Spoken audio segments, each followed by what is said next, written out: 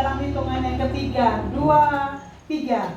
Aku percaya firman-Mu berkuasa. Aku percaya firman-Mu dapat mengubah seluruh hidupku. Aku percaya firman ini adalah Tuhan sendiri. Aku siap untuk menerimanya dan melakukannya dalam nama Yesus. Haleluya. Amin. Silakan duduk Bapak Ibu Saudara. Saya sungguh terberkati dengan imam musik ya pada hari ini, menari-nari sungguh luar biasa ya. Kita tahu pada saat kita diberkati ada harga, ada pengorbanan yang sudah mereka lakukan. Kita berikan tepuk tangan untuk Tuhan kita, Bapak Ibu Saudara yang tadi bersukacita. Haleluya. Haleluya. Saya percaya bahwa Dia Allah yang luar biasa ada di tengah-tengah kita. Amin. Amin. Hari ini kita sudah masuk di dalam minggu yang ketiga, bulan Januari ya, tahun 2026. Sebelum kita masuk dalam firman Tuhan, saya pengen tanyakan, gimana resolusi yang mau dikerjain tahun 2026? Masih aman? Yang janji mau saat teduh setiap hari aman? Aduh, tuh kan amannya udah mulai lemah. Yang janji baca firman Tuhan setiap hari aman? Amin. Amin. Yang janji mau melayani Tuhan dengan roh yang bernyala-nyala, amin. Amin. Tepuk tangan untuk Tuhan Yesus ya, untuk semangat buat setiap kita. Haleluya. Bapak Ibu, kita masuk di dalam tahun 2026. Otomatis tema kita juga berubah. Kalau tahun 2025 kemarin, tema kita adalah Green Harvest. Pokoknya Bu Berliana ingatnya harvest lah ya. Oke, nah tahun ini Bapak Ibu kita masuk di tahun the year of the great apa? Kalau dengar commission untuk setiap kita marketing, terus yang karyawan kalau istilahnya ada kerjaan tambahan segala macamnya, itu seneng nggak Bapak Ibu? Senang. Komisi besar tahun 2026, apakah tahun komisi besar? Amin. Kita tetap amin ya. Tapi yang dimaksudkan adalah tahun amanat agung. Bapak Ibu, kalau kita dengar amanat agung, kira-kira yang langsung terbersit di dalam pikiran kita apa? Menjangkau jiwa-jiwa. Itu yang udah ikut conference cancel kemarin. Kalau kita dengar yang belum ikut ya, jangan kasih tahu Bu Norita. Kalau kita dengar amanat agung, coba Bapak Ibu, kira-kira yang langsung terbersit dalam pikiran kita apa? Apa? Ciana mah ikut conference. Apa Bu Darmi? Muridku. Amin. Jadikan semua bangsamu muridku. Jadi kalau kita dengar tentang amanat agung, yang langsung terbersit adalah penginjilan ya. Yang langsung terbersit adalah memberitakan Injil ya, memuridkan Bapak Ibu. Karena di dalam Matius 28 ayat 18 sampai 20, Bapak Ibu silakan buka ayatnya di dalam Matius 28. Matius 28 ayat 18.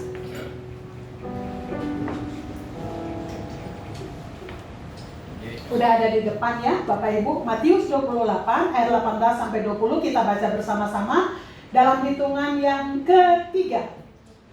Yesus mendekati mereka dan berkata, "Kepadaku telah diberikan segala kuasa di surga dan di bumi. Karena itu, pergilah, jadikanlah semua bangsa muridku, dan baptislah mereka dalam nama Bapa dan Anak dan Roh Kudus. Dan ajarlah mereka melakukan segala sesuatu yang telah kuperintahkan kepadamu, dan ketahuilah aku menyertai kamu senantiasa sampai kepada akhir zaman." Bapak Ibu, dikatakan bahwa tahun 2025 Tuhan sudah memberkati kita, Tuhan sudah menyertai kita Bapak Ibu. Dan di dalam tahun, ternyata belum dinyalakan. tahun 2026 dikatakan bahwa tahun 2026 adalah tahun amanat agung. Tuhan akan memakai kita lebih lagi untuk terlibat dalam misi Tuhan untuk memenangkan jiwa. Dikatakan Bapak Ibu, kalau istilah amanat agung ini kan kalau di dalam Alkitab perintah ya untuk kita memberitakan Injil, tidak ada kata amanat agung. Nah, amanat agung ini sebenarnya didengungkan atau pertama kali itu Bapak Ibu oleh seorang misionaris ya, Hudson Taylor, yang waktu itu pada abad ke-19 itu dia menjadi misionaris di Cina ya, tapi dia orang Inggris Bapak Ibu. Jadi kalau Cina hari ini banyak orang Kristen, awal mulanya nih dari beliau ini ya. Dikatakan bahwa istilah amanat agung dipopulerkan oleh Hudson Taylor pada abad 19.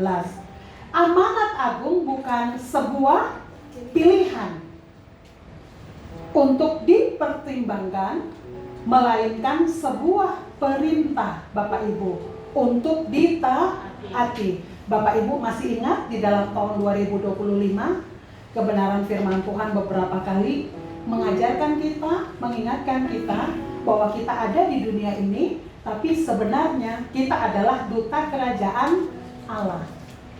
Pada saat kita dikatakan sebagai duta kerajaan Allah, otomatis hidup kita, SOP kita berasal dari surga.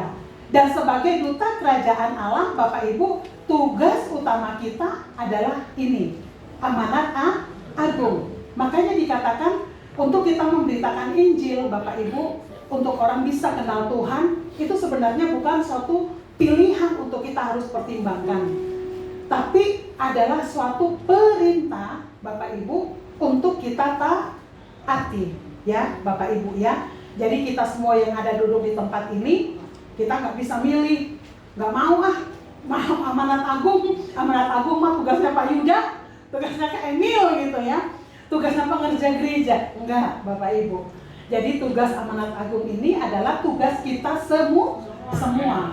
Karena kita dipanggil Allah dari kegelapan masuk kepada terang Allah yang ajaib, supaya kita memberitakan perbuatan-perbuatan yang besar dari Tuhan. Memberitakan perbuatan besar itu artinya kita memberitakan bahwa di bawah kolong langit ini keselamatan cuma ada di dalam Tuhan melalui kehidupan kita. Nah, Bapak Ibu, untuk kita melaksanakan amanat agung gampang atau mudah? Gampang atau mudah pilihannya? Nggak ada. Jadi pilihannya apa Bu? Susah. Tuhan tahu nggak itu untuk apa? Amanat agung susah? Tahu. Makanya itu dikatakan bahwa perintah ini disertai dengan kuasa dan otoritas dari surga. Sebab Yesus berkata, kepadaku diberikan segala kuasa di bumi dan di surga. Karena itu jadikanlah semua bangsa menjadi murid Yesus. Jadi kira-kira kita udah diperlengkapi Tuhan belum? Udah. Tetapi pertanyaannya, kita pakai apa enggak? Ya. Amin.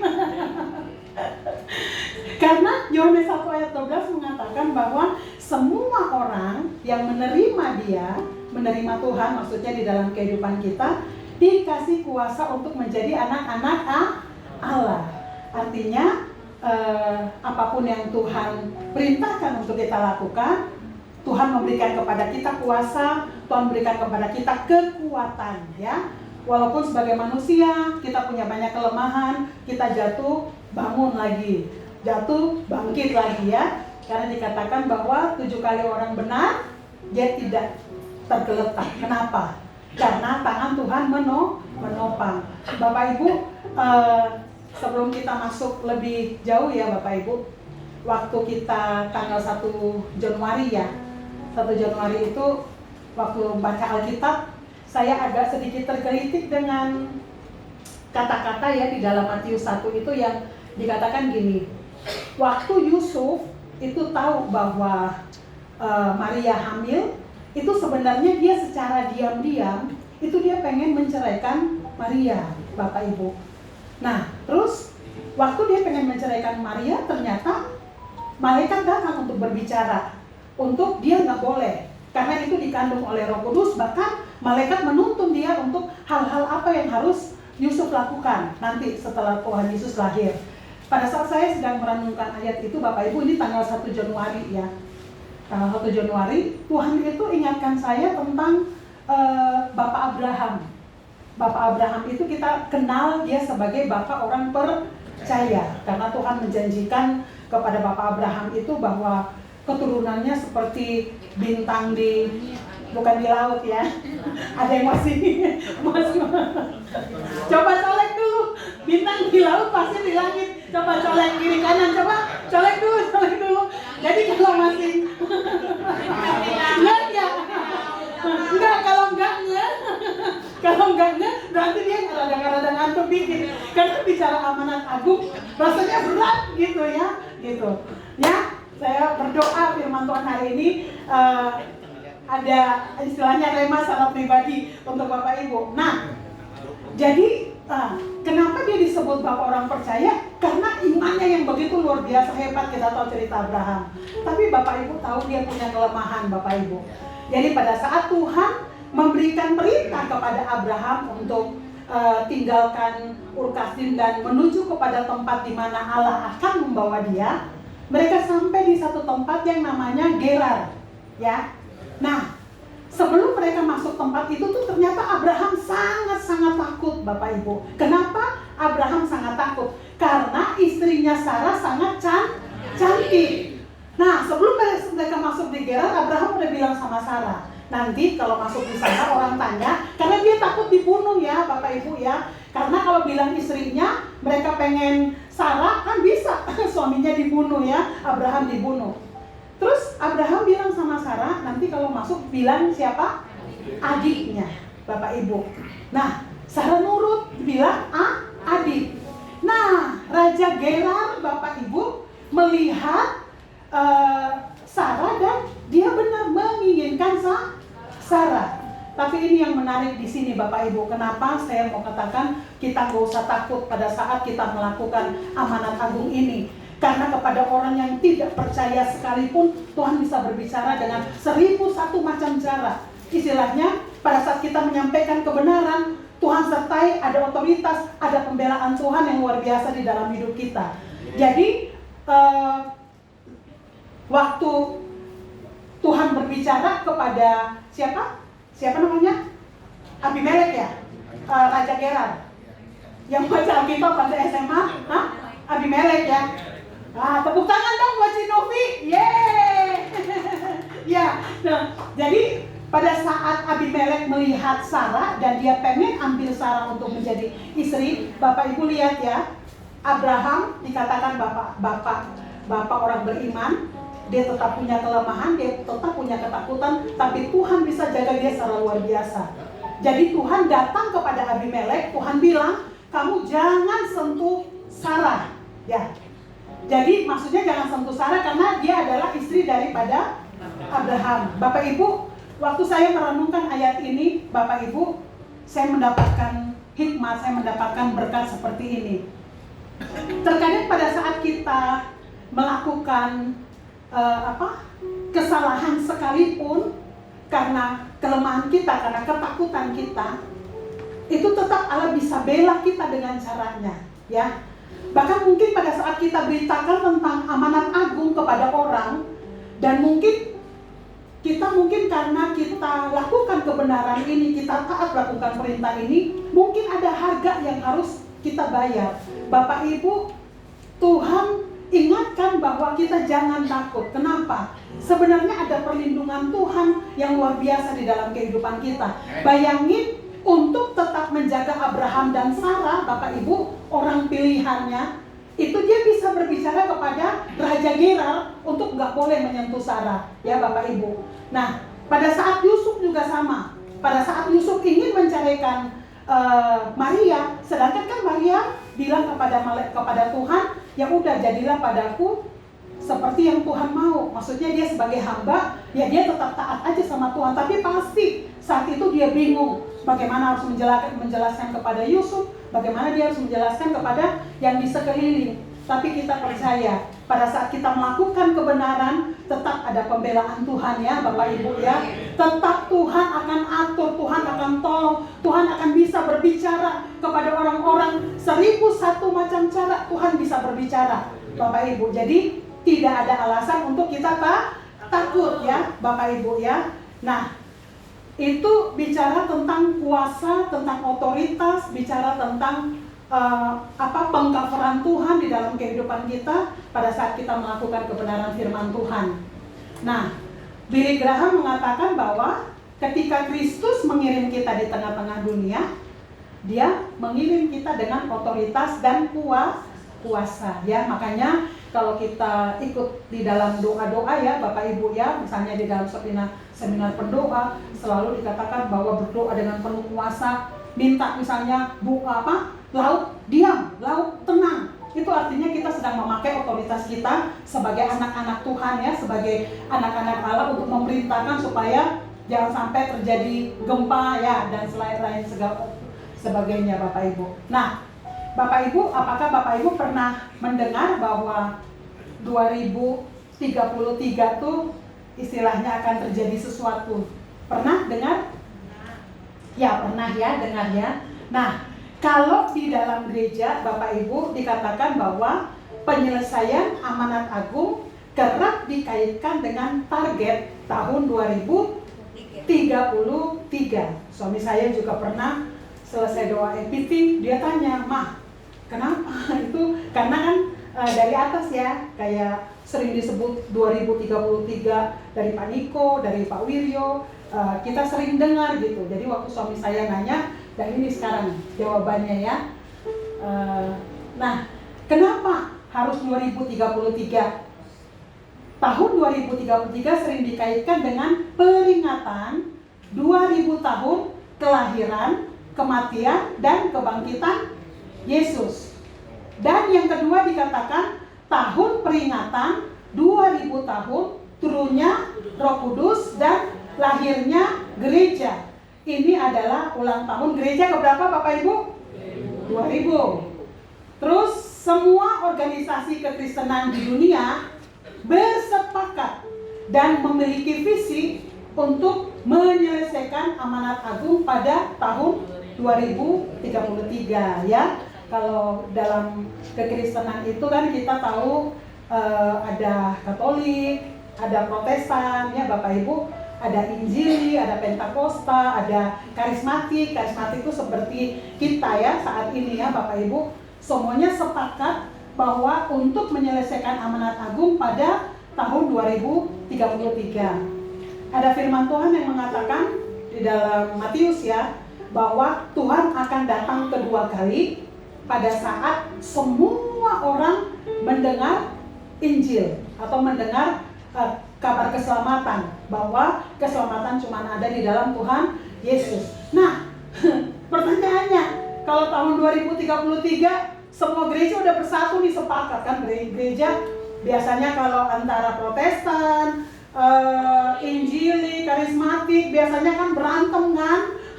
Soal inilah itulah, liturgi lah, soal yang kayak seperti itu. Tapi ini sama-sama sepakat Bapak Ibu.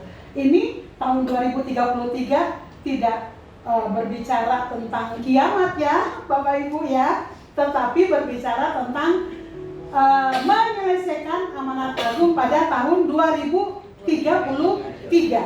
Jadi sekarang ini Bapak Ibu bahkan termasuk gereja kita, makanya ini bicara tentang amanat agung, artinya kita sebagai anak-anak Tuhan, kita harus bertanggung jawab. Tuhan selamatkan kita untuk kita bisa membawa banyak jiwa datang untuk mengenal Tuhan. Amin. Amin ya. Kemarin di Castle Conference itu kita KPN ya, yang dibilang tahun 2026 satu orang harus bawa berapa jiwa? Dua ya. Nah, kalau kita di sini ada berapa nih? Kurang lebih misalnya 80 ya. Kalau 80 tahun 2026 kita bawa 2 jiwa, berarti 80 jadi kali 3 ya. Karena satu orang bawa 2 jiwa. Wow, berarti kita ibadahnya harus 4 kali. Amin. Amin. Amin. Tenang, nanti banyak pengerja Tuhan kirim. Amin. Yang duduk di sini nih, bentar lagi mereka juga bisa berdiri di tempat ini. Amin. Nah, Bapak Ibu, di sini kalau bicara tentang amanat agung, ada 2 tugas utama dalam amanat agung tadi ya Bapak Ibu, dalam Matius 28 ayat 18 sampai dengan ayat 20. Yang pertama tadi apa? Memberitakan Injil. Kalau memberitakan Injil berarti kita harus berani buat ngomong ya, gitu. Tapi kalau kita yang katanya apa? Introvert ya. Kalau ekstrovert kan dia sehari, kalau perempuan harus berapa ribu kata, Mami? 15.000. 16.000 kata. 16.000. 20.000 udah naik.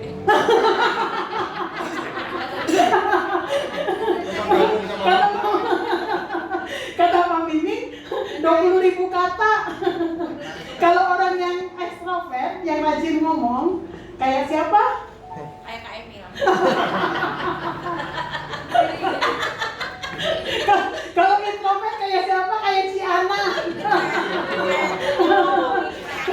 Kalau orang yang rajin ngomong, gampang ya Bapak Ibu ya. Sama kayak kemarin tuh saya ingat, kan kami ada kelompok pemuritan ya, kelompok kecil. Waktu kita bicara tentang karena masuk 2026, kita harus belajar RYH, restoring. Ini kayak iklan terus nih RYH ya, karena saya sangat bagus yang saya rasakan. Nah, karena kita masuk 2026, terus kita bahas tentang kelebihan dan kekurangan gitu ya. Nah, tapi itu harus dari kita. Jadi selain daripada orang memberikan, kita juga. Terus saya ingat-ingat, kayaknya kalau kelebihan saya ya, misalnya saya masuk di dalam tempat yang baru, saya gampang sekali bisa buat ngajak orang ngobrol gitu ya. Kayak misalnya saya lihat, ya udah pokoknya apa aja bisa saya tanya dulu atau gimana gitu. Nah kan itu model kayak ekstrovert ya, kayak saya. Tapi kalau introvert mungkin harus bergumul secara luar biasa ya.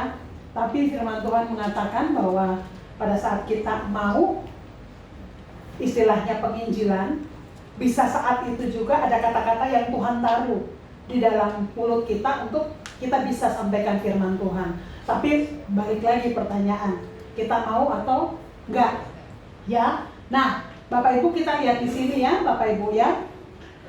Kalau di dalam Matius tadi kita katakan bahwa yang pertama kalau untuk kita lakukan amanat agung yaitu apa?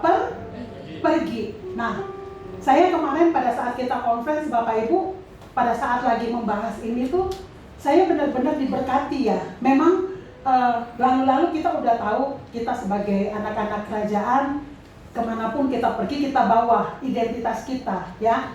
Maksudnya sebagai anak-anak terang kita kemanapun kita ingat identitas kita. Tapi kemarin saya seperti di-refresh lagi Bapak Ibu karena dikasih contoh itu hal yang sederhana.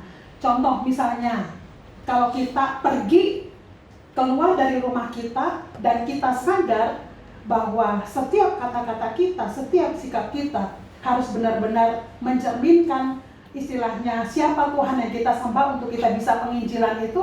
Contoh misalnya kayak Ciana ke pasar misalnya ya. Kalau Ciana sadar bahwa istilahnya sikap tindakan Ciana itu istilahnya bisa jadi berkat atau enggak, pada saat harganya tinggi ya, enggak sesuai seperti biasanya, kalau kita sadar bahwa kita sedang membawa amanat agung, sedang membawa penginjilan, kira-kira yang Ciana lakukan kayak gimana? Apa langsung? Bukan orang yang jual cabai sama tomat langsung, Bapak bertobat ya? Apakah seperti itu? Nawar ya. Tapi maksudnya, kok mahal banget sih Pak? Itu di sana. Apakah seperti itu? Itu mah boro-boro orang dengar Injil. Itu contoh kecil ya. Yang kedua misalnya, bapak-bapak misalnya ya, ini misalnya contoh, bapak-bapak jangan marah ya, ini contoh aja. Bapak-bapak yang di sini mungkin yang sering ketemuan di Lapo. Maaf. Kayaknya itu tempat ngopi-ngopi yang paling bagus ya Pak. Ya. Daripada kafe mending Lapo ya Pak ya. Ya. Pak kali-kali ngajak ya. Iya. Nah, misalnya di Lapo Bapak Ibu, kalau kita nggak sadar identitas kita minum bisa sampai apa mabuk. Minum sedikit nggak apa-apa, kita menghargai orang yang nawarin ya. Tapi kalau kita sampai mabuk-mabukan, bagus nggak? Nggak. Itu pergi untuk ngapain? Bukan pergi untuk bawa amanah agung, tapi pergi untuk mabuk-mabukan. Dia lupa identitas ya. Itu. Terus contoh misalnya kita ibu-ibu nih ya. Kayak saya juga ada grup arisan. Dan saya sangat berhati-hati sekali Bapak Ibu. Nah, pada saat kita di arisan, itu kan ketemu makan-makan, senang-senang, happy-happy. Ngobrolnya ngalor ngidul gitu ya. Nah, kalau saya lupa identitas saya bisa ikutan. Misalnya gosip, ngomong orang ya, Bapak Ibu ya. Ngomong mungkin bercanda dengan kata-kata yang nggak pantas, itu bisa ya. Tetapi pada saat saya datang dan saya ingat bahwa hidup saya istilahnya harus memberkati ya. Nah, ada contoh kecil Bapak Ibu ya, bulan kemarin. Tapi ini hal kecil, tapi Bapak Ibu bisa renungkan, itu bisa jadi berkat. Jadi ceritanya minggu kemarin itu waktu kita lagi padat-padatnya agenda Natal ya. Terus saya ingat saya 1 minggu apa 2 minggu terakhir sebelum kita akhir tahun itu jadwalnya banyak banget ya. Saya ingat terus waktu itu saya ambil rapot anak saya, ambil rapot Gracia. Terus saya sambil pas keluar ada teman saya, salah satu teman arisan nanya, Mama Grace, Mama Teona liburan kemana? Gitu. Ya saya mah belum kepikir lah, suami saya belum nyanyi, suami saya belum ada agenda gitulah. Terus ya udah Mama Teo kita bisa ngopi. Terus saya bilang, duh nggak bisa nih, saya padat banget jadwalnya. Terus dia hanya cuma bilang gini sama saya, bersyukur Mama Teona masih dipakai Tuhan. Cuman kata-kata itu Bapak Ibu. Terus waktu itu saya rasa biasa. Tapi pada saat saya masuk di dalam penyembahan Bapak Ibu, tiba-tiba tuh Tuhan ingatin saya kata-kata itu. Bersyukur kamu masih dipakai Tuhan ya. Jadi kata-kata yang tadi saya nggak bisa, saya lagi sibuk banget, repot banget, pelayanannya banyak banget, gak berhenti-berhenti. Tambah lagi suami saya belum ada jadwal buat liburan yang ditunggu-tunggu, last minute baru kasih jadwal gitu ya. Tapi pada saat saya pas lagi penyembahan dan Tuhan ingatkan kata-kata itu, Bapak Ibu, dia kata hanya bersyukur Mama Teona masih dipakai Tuhan. Tapi pada saat saya dalam penyembahan, Tuhan ingatkan itu Bapak Ibu, itu benar-benar istilahnya saya nangis ada setengah jam. Tapi hanya karena kata-kata itu, selesai nangis, saya udah gak doa apa-apa, tapi kayak ada kekuatan yang luar biasa banget di dalam diri saya untuk bisa tetap semua yang jadwal semua dilibas habis sampai terakhir untuk hari ya. Bapak Ibu, ini contoh cuman kecil ya. Maksudnya gini, kita nggak perlu kok datang bertobat kamu, kita bisa dikejar-kejar ya Pak ya. Bertobat kamu itu kita bisa, tapi mungkin orang ngeluh kita kasih kata-kata yang nguatin, orang curhat kita kasih telinga, kita kisah waktu yang mungkin 5 menit, 10 menit, tapi itu mungkin bisa menolong dia Bapak Ibu. Di situ aja kita sudah mencerminkan ya Bapak Ibu. Kayak contoh misalnya kemarin ada yang kebanjiran, mungkin kita nggak sempat datang, tapi minimal gimana udah beres ya, istilahnya itu hal-hal kecil Bapak Ibu, tetapi itu sangat berdampak. Dan pada saat berdampak itulah di situ yang dikatakan kita pergi ya Bapak Ibu ya untuk beritakan Injil, penginjilan. Setelah itu baptis ya Bapak Ibu ya. Terus Tuhan mau untuk kita ajar melakukan firman. Kalau di dalam WTC Bapak Ibu itu ada ibadah raya. Pagi tadi saya katakan Kita jangan sampai kita menjadi orang Kristen yang terjebak dalam rutinitas rohani. Kita datang ke gereja, kita udah langsung memblok Tuhan mau kerja, Tuhan mau berbicara dalam hidup kita karena dia yang WL, dia yang mau nyampein firman Tuhan, misalnya ya, Bapak Ibu ya, istilahnya kita pada saat kita datang dan kita punya pemikiran, kita pengen dapat kekuatan dari Tuhan, saat kita pujian penyembahan berbeda, Bapak Ibu. Siapapun mau WL-nya, Bapak Ibu, kita tetap semangat, kita tetap on fire ya, Bapak Ibu. Masalah boleh ada, tetapi masalah itu tidak mendikte atau bukan masalah itu yang mengatur langkah kita, tetapi keputusan hati kita untuk kepada Tuhan itu ya Bapak Ibu ya. Jadi kalau di dalam WTC ya ada ibadah raya TC01 sampai TC07 Bapak Ibu. Untuk TC01 itu ibaratnya di dalam TC ini semuanya lengkap, paket lengkap. Kita diajarkan mulai dari kita terima Tuhan Yesus, terus kita diajar untuk memanage keuangan, memanage keluarga kita. Kalau bagi Bapak Ibu yang mau tahu lebih dalam, bisa nanya ke Kak Febri atau nanya ke saya atau ke Pak Yuda, Bu Mini atau ketua-ketua Kersel ya Bapak Ibu ya. Nah, harus sampai kepada menjadi murid Bapak Ibu. Jadi kalau Bapak Ibu istilahnya datang ke gereja, ada di tempat ini, Bapak Ibu harus sampai kepada titik menjadi murid. Apa perbedaan orang yang baru lahir baru dengan murid? Kalau orang yang baru lahir baru, istilahnya dia menggebu-gebu ya sama Tuhan. Apapun dia bisa lakukan, tapi pada saat ada masalah dia bisa cepat mundur. Nah, itu yang baru. Tapi kalau Bapak Ibu udah bertahun-tahun di tempat ini, terus ada masalah dan Bapak Ibu mundur dari Tuhan maksudnya mundur dari Tuhan, nyari jalan keluar di tempat lain, Bapak Ibu berarti itu belum jadi murid.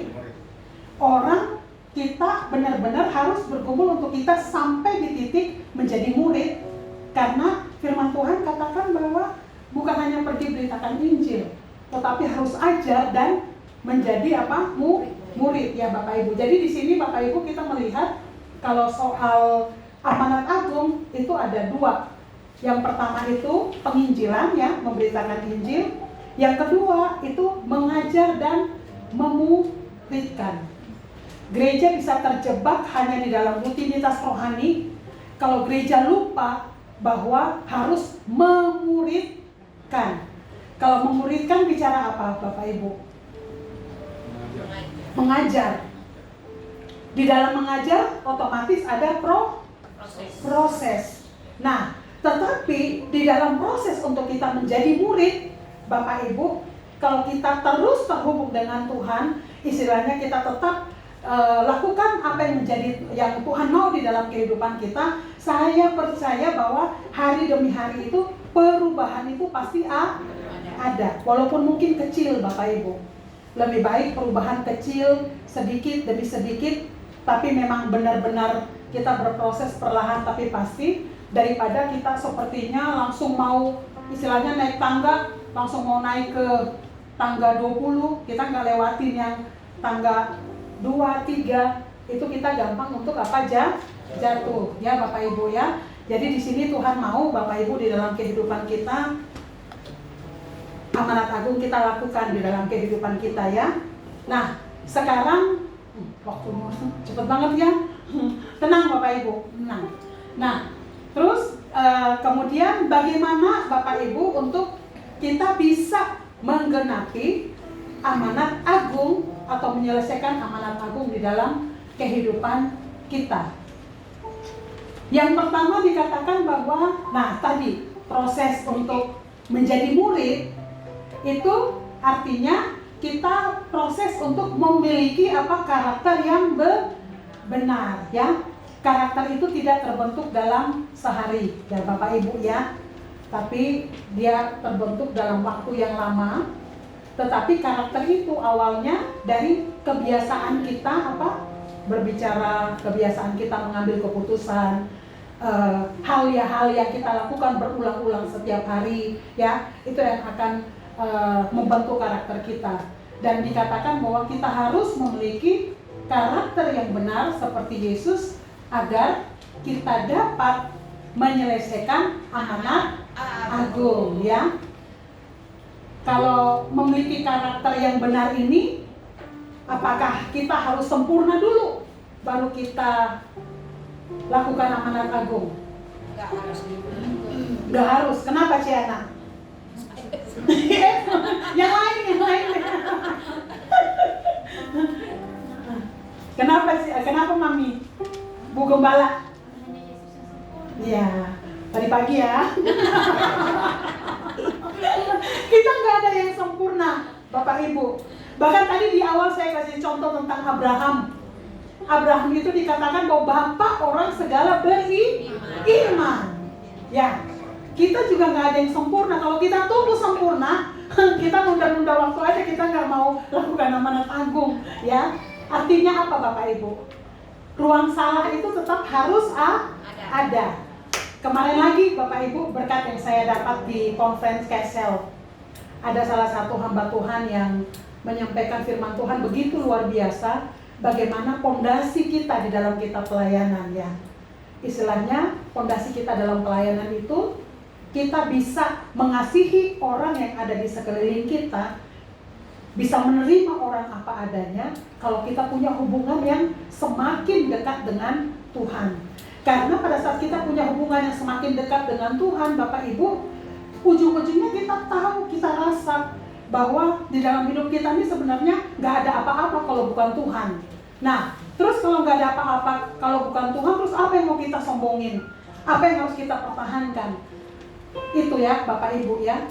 Dan kemarin saya rasakan betul ya Bapak Ibu, yang dikatakan istilahnya pada saat kita semakin dekat dengan Tuhan, kita bisa menerima, mengasihi orang-orang yang ada di sekeliling kita. Artinya apa Bapak Ibu? Ada ruang salah yang kita kasih, ya. Jadi pada saat orang berbuat salah, kita nggak punya hak untuk menghakimi Bapak Ibu. Tetapi kita punya kewajiban untuk mengarahkan, untuk memuridkan ya Bapak Ibu, ya. Tetapi kita tidak punya hak untuk menghakimi. Apa bedanya kita menghakimi dengan kita memuridkan?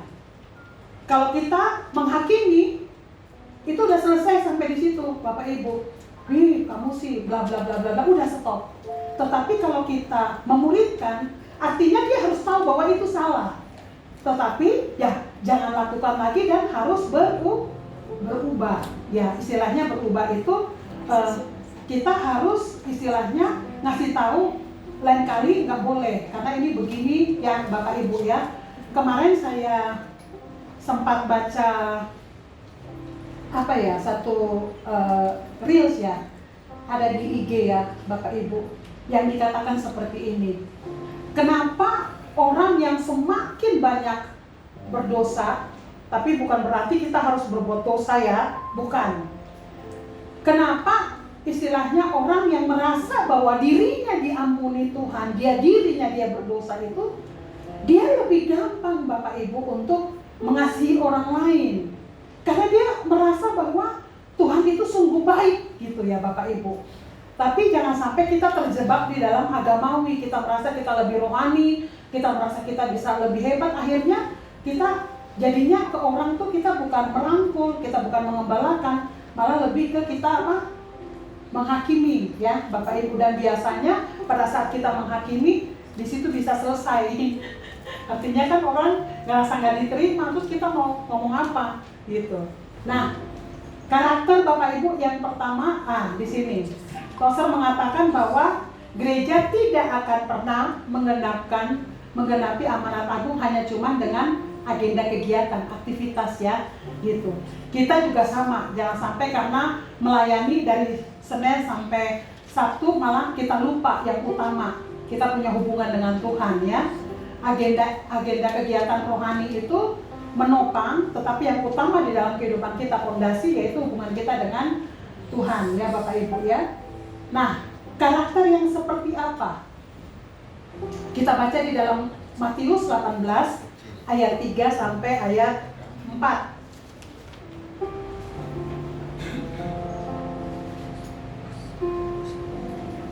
Matius 18.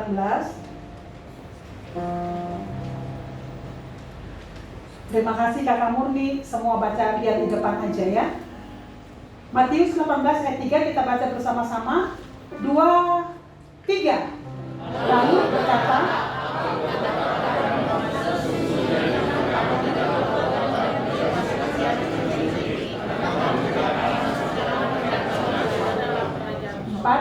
sedangkan barang siapa merendahkan diri dan menjadi seperti anak kecil ini, dialah yang terbesar dalam kerajaan surga.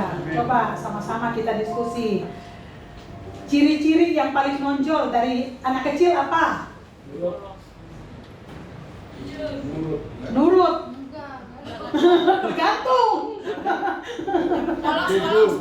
Polos. Ya, polos. Jujur. Apa adanya, ya. Terus? Manja. Ya. Jadi kalau di sini ada manja-manja gitu, anak kecil ya. Yang pertama jujur ya, Bapak Ibu ya. Anak kecil itu coba misalnya Minta permen. siapa? Kevin, misalnya Kevin waktu kecil ya. Kalau sekarang udah beda karena dia golden age itu kan dari 0 sampai 10 tahun ya. Jadi 0 sampai 10 tahun itu istilahnya kita orang tua sebanyak-banyaknya bisa mempengaruhi dia. Tapi kalau mulai umur 11 ke atas, dia udah kenal teman, itu udah mulai berkurang pengaruh kita karena dia udah mulai dengar pendapat teman, segala macam. Misalnya Kevin waktu SD ya. Terus datang nyari Papa Ferry. Misalnya nyari Om Ferry. Om Ferry-nya udah bilang karena capek pengen istirahat, Om Ferry bilang, "Vin, nanti kalau ada orang yang nyari, kamu bilang aja ya, papanya nggak ada." Gitu. Menurut Bapak Ibu, Kevin nanti ngomongnya gimana? Kata papa. Terus ditanya lagi, emangnya Papa nggak ada? Jawabnya apa? Ada. Nah itu tentang anak kecil, tentang apa? Kejujuran. Bapak Ibu, untuk kita bisa punya karakter seperti Tuhan, kita juga harus belajar jujur sama Tuhan. Kita datang sama Tuhan, kita harus ngomong apa adanya, keadaan kita, dan Tuhan bisa menolong kita untuk apa? Istilahnya menguatkan, memampukan kita untuk kita tetap bisa melakukan apa? Amanat agung ya. Terus yang kedua dari anak kecil apalagi? Gampang banget percaya ya. Tadi pagi saya bilang, ibu-ibu yang punya anak-anak kecil jangan selalu ibadah 2 aman, Pep. Lanjut. Gak bercanda. Nah, dikatakan kalau anak kecil itu kan dia mudah percaya. Contoh misalnya, anak kita di bawah umur 4 tahun, misalnya 4 tahun, 5 tahun, karena kita nggak mau dia keluar main, takut berbahaya, kita suka bilang, "Dek, kamu jangan keluar ya, di depan pintu tuh ada setan loh." Dia percaya nggak Bapak Ibu? Percaya. Dia yang awalnya berani, lama-lama jadi takut. Tuhan juga mau Bapak Ibu, kita seperti anak kecil, artinya kita bergantung apa? Percaya kepada Tuhan. Kalau kita udah orang dewasa ya, kamu lakukan hitung kali bagi semua udah ada di kepala ya. Tapi kalau anak kecil enggak, udah pergi beli misalnya, nah kayak gitu ya Bapak Ibu. Terus anak kecil yang selanjutnya lagi, dia punya karakternya seperti bagaimana Bapak Ibu? Anak kecil bergantung ya sepenuhnya kepada orang tua. Anak kecil kan istilahnya belum bisa beli susu, belum bisa buat makanan, jadi dia bergantung penuh kepada orang tua atau orang dewasa yang ada di sekeliling dia. Begitu juga Bapak Ibu, kita bisa menuntaskan amanat agung itu kalau kita punya sikap kepada Tuhan, kita bergantung sepenuhnya kepada Tuhan ya. Nah, yang kedua, karakter yang kedua yaitu apa? Sebagai prajurit. Nih, ada Pak D nih, Pak D. Kalau sebagai prajurit biasanya kalau komandan ngomong, Pak D harus gimana? Siap, sigap, fokus ya. Nah, dikatakan bahwa tidak memusingkan soal penghidupannya supaya ia berkenan kepada komandannya ya. Kalau tidak memusingkan soal penghidupannya, apakah menurut Bapak Ibu dia nggak perlu cari makan, dia nggak perlu kejar istilahnya target Apakah seperti itu? Tidak. Tidak. Tetapi yang dimaksudkan dia tidak memusingkan penghidupannya itu artinya misalnya dia tahu dia harus lakukan apa yang diperintahkan, ya. Walaupun mungkin ada tantangan, ada rintangan, tapi dia tetap jalan, ya. Tetap lakukan. Apakah harus teriak-teriak? Nggak mau. Nggak ada pilihan. Dalam kita melakukan amanat agung sama seperti itu. Dan coba kita lihat Bapak Ibu, kira-kira hal apa yang bisa menarik fokus kita daripada tanggung jawab yang Tuhan percayakan dalam hidup kita. Kita buka dalam 1 Yohanes 2 ayat 15.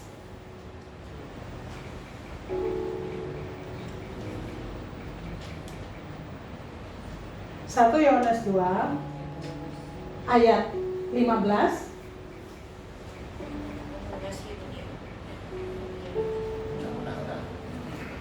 15 dan 16 ya. Kita baca bersama-sama Bapak Ibu. 2, 3. Janganlah kamu mengasihi dunia dan apa yang ada di dalamnya. Jika orang mengasihi dunia, maka kasih akan Bapa tidak ada di dalam orang itu. Sebab semua yang ada di dalam dunia, yaitu keinginan daging dan keinginan mata serta perempuan hidup, bukanlah berasal dari Bapa, melainkan dari dunia. Bapak Ibu, cara iblis untuk menarik kita keluar daripada kehendak Tuhan, yang pertama dikatakan apa tadi? Keinginan daging, ya. Tadi pagi saya katakan bahwa iblis selalu tahu hal mana yang harus memuaskan kehidupan kita. Bapak Ibu, pada saat Tuhan Yesus dicobai di padang gurun, Tuhan Yesus habis berpuasa 40 hari 40 malam, gak makan, gak minum. Pada saat yang sama dia 100% manusia dan 100% Allah. Sebagai manusia tentunya dia merasa lapar. Yang ditawarkan oleh iblis, poin yang paling pertama dikatakan apa? Jadikanlah batu menjadi roti. Saat itu Tuhan Yesus membutuhkan roti enggak? Sangat-sangat butuh. Bapak Ibu, poin yang harus kita ingat di dalam kehidupan kita, terkadang untuk kita tidak bisa menjadi saksi itu dengan cara seperti itu Bapak Ibu, ya. Kadang-kadang seringkali iblis datang menawar kepada kita hal-hal yang sebenarnya kita butuhkan. Ya, kayak misalnya kita Bapak Ibu, ya. Misalnya kita orangnya butuh validasi. Berarti kita butuh, kita terlihat hebat, kita terlihat wah. Itu bisa ada tawaran untuk misalnya anak-anak muda atau Bapak Ibu yang kerja di dalam perusahaan. Kita bisa naik jabatan cepat, tapi dengan kompromi. Atau kita lakukan hal-hal yang gak seharusnya kita lakukan. Atau misalnya kayak kami, misalnya kayak Pak Miming, Pak Suryo, misalnya pengusaha. Kita butuh omset yang besar, karena operasionalnya besar, misalnya. Kita diajak untuk kompromi. Bapak Ibu, biasanya kita bisa teralihkan itu karena hal-hal yang sebenarnya kita butuhkan di dalam kehidupan kita. Iblis berusaha untuk menarik kita keluar tuh dengan cara seperti itu. Contoh misalnya kayak disebutnya apa? Keangkuhan hidup. Semakin Tuhan bawa kita naik, Bapak Ibu, kita semakin punya kapasitas yang besar untuk kita bisa menjadi berkat. Tapi kalau kita nggak sadar bahwa semuanya itu dari Tuhan, kita gampang untuk menjadi apa?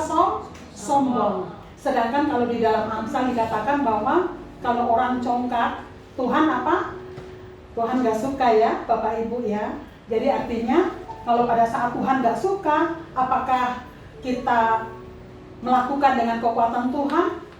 Itu kita udah melakukan dengan kekuatan kita sendiri. Pada saat kita melakukan dengan kekuatan kita sendiri, kita gampang buat jatuh, ya. Nah, artinya masalah sehari-hari tidak boleh mengganggu fokus kita untuk menyelesaikan amanat agung. Yang ketiga, Bapak Ibu, dikatakan olahragawan, bertanding sesuai peraturan, ya, peraturan olahraga. Kalau olahragawan yang terlintas dalam kita apa Bapak Ibu? Berlatih, terus dia disiplin, komitmen tinggi, ya. Kayak orang yang mau diet, saya misalnya, ya. Hari ini diet, besok diet, lusa kagak. Itu nggak bisa kepake kayak gitu. Dalam kita melakukan bagian kita nggak bisa berhutang Bapak Ibu. Tapi kita harus disiplin, kita harus komitmennya seperti olahragawan. Jadi olahragawan itu dia katakan bahwa melatih tubuhnya dan menguasai diri. Di situ ada pengorbanan ya. Terus yang keempat, petani. Karakter seperti apa yang harus kita punya di dalam kehidupan kita? Harus seperti petani. Petani itu sabar, terus tegur, terus setia menabur. Bapak Ibu baca di dalam poin yang terakhir sebagai penutup 2, 3. Demikian amanat agung hasilnya tidak instan. Ya, artinya pada saat kita istilahnya berdoa, kita bergumul untuk mungkin ada orang-orang di sekeliling kita untuk bisa percaya Tuhan. Kita banyak hal yang kita bisa lakukan ya. Saya ingat Bapak Ibu, kalau TC03 itu kita belajar tentang misi ya, TC03. Dan di dalam TC03 itu dia ngajarin kita itu step by step. Jadi kayak misalnya saya berdoa, misalnya saya punya target dalam tahun 2026 ini, pokok ipar saya misalnya harus kenal atau harus dengar dengan Tuhan Yesus. Nah itu kan ada stepnya Bapak Ibu, gak bisa langsung ucuk-ucuk datang, pokok bertobat ya, kalau gak masuk neraka, kan enggak. Tetapi kita diajarkan untuk kita harus bangun hubungan. Kalau bangun hubungan berarti harus sering ketemu. Kalau sering ketemu itu ya berarti apa? Ngajak makan, ya kayak gitu-gitu ya Bapak Ibu. Jadi artinya di dalam kita punya tujuan untuk membawa orang datang kepada Tuhan, ada harga yang harus kita bayar ya, harus ada komitmen, harus ada disiplin. Dan tadi di awal dikatakan bahwa Tuhan yang meminta untuk kita melakukan amanat agung adalah Tuhan pemilik surga dan bumi, dan kita dikasih kuasa dan otoritas. Yang harus kita paham Bapak Ibu, backingan kita itu bukan presiden, backingan kita itu bukan bupati, tapi backingan kita adalah siapa tuh? Tuhan. Kalau backingan kita adalah Tuhan, saya percaya bahwa tidak ada satupun yang bisa menggagalkan kita ya, selain keputusan kita Bapak Ibu ya. Apapun yang Bapak Ibu saat ini istilahnya sedang gumuli atau sedang lakukan, mungkin dalam kita melakukan kebenaran firman Tuhan tetap ada tantangan dan rintangan, karena hidup kita nggak mulus kayak jalan tol. Tapi percaya bahwa selama kita berpegang pada kebenaran, pembelaan Tuhan, penyediaan ilahi semua ada dalam kehidupan kita. Amin. Tuhan Yesus memberkati. Saya undang untuk kita bangkit berdiri.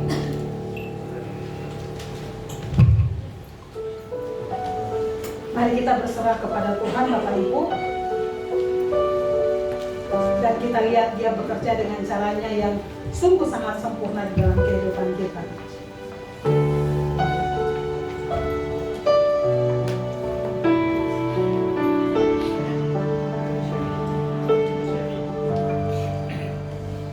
Kau bukakan jalan di lautan, mata air di padang gurun, tiada yang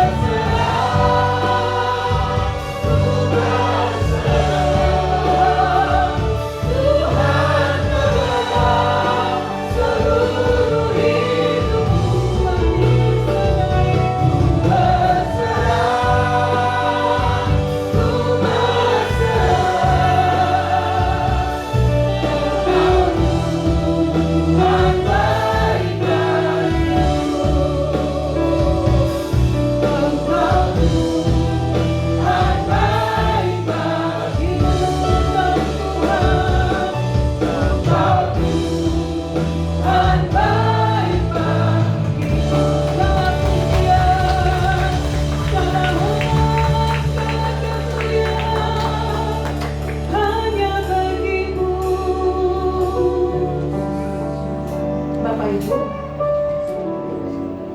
mungkin ada orang-orang di sekeliling kita pada saat ini yang mungkin membutuhkan waktu kita yang mungkin gak lama, mungkin sekitar 5 menit kita mendengarkan apa yang bisa mereka katakan kepada kita, atau mungkin ada orang yang membutuhkan bahu kita untuk dia sedikit bersandar karena begitu banyak pergumulan yang dia hadapi di dalam kehidupannya. Ataukah mungkin orang-orang di sekeliling kita membutuhkan sedikit perhatian kita, mungkin hal-hal kata-kata positif yang mereka butuhkan untuk menjadi kekuatan di dalam hidup mereka.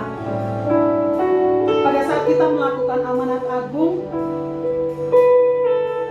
mungkin ada tindakan-tindakan kecil yang Tuhan ingatkan untuk kita lakukan. Mari kita taat, kita lakukan dengan sepenuh hati. Dan saya percaya bahwa pada saat tindakan kecil kita serahkan kepada Tuhan, itu akan membawa dampak yang besar dan luar biasa di dalam kehidupan orang-orang yang membutuhkan pertolongan kita, uluran tangan kita, perhatian kita, kasih kita. Sehingga kebenaran firman Tuhan yang kita dapatkan tidak hanya sekedar, tetapi itu menjadi hidup dalam kehidupan kita dan memberkati orang-orang di sekeliling kita. Tuhan, terima kasih Tuhan, biarlah kebenaran firman-Mu terus mengingatkan kami. Kemanapun kami pergi Tuhan, identitas kami adalah anak-anak kerajaan. Identitas kami adalah anak-anak duta-duta kerajaan Allah untuk menyampaikan isi hati-Mu Tuhan, kasih-Mu Tuhan kepada dunia. Berikan kepada kami hikmat, berikan kepada kami kepekaan, berikan kepada kami kekuatan untuk kami taat Tuhan. Apapun harus kami lakukan, apapun yang harus kami kerjakan, Tuhan jaga langkah-langkah kami Tuhan, untuk kami tidak gampang Tuhan terseret kepada hal-hal duniawi. Tuhan kuatkan kami, Tuhan mampukan kami, untuk kami terus berjalan di dalam kebenaran firman-Mu. Terima kasih Tuhan, biarlah firman-Mu terus berbicara dalam kehidupan setiap kami Tuhan, menjadi kekuatan, menjadi penuntun di dalam hidup kami Tuhan. Sehingga biarlah Tuhan, apapun yang kami kerjakan, apapun yang kami lakukan, melalui mulut kami Tuhan, melalui kehidupan kami, mempermuliakan akan nama-Mu. Terima kasih Tuhan, terima kasih untuk kehadiran-Mu di tengah-tengah kami, dan tiba saatnya kami akan pulang. Mari kita mengangkat hati kita, mengangkat tangan kita di hadapan Tuhan. Pulanglah Bapak Ibu di dalam damai sejahtera dan sukacita, berkat yang terbaik daripada Allah Bapa, penyertaan Tuhan Yesus Kristus, dan persekutuan dengan Allah Roh Kudus menguatkan, memampukan, menopang, menolong untuk kita benar-benar melakukan amanat agung. Nama Tuhan dipuji dan dipermuliakan. Kita semua yang menerima berkat yang terbaik, sama-sama kita katakan amin.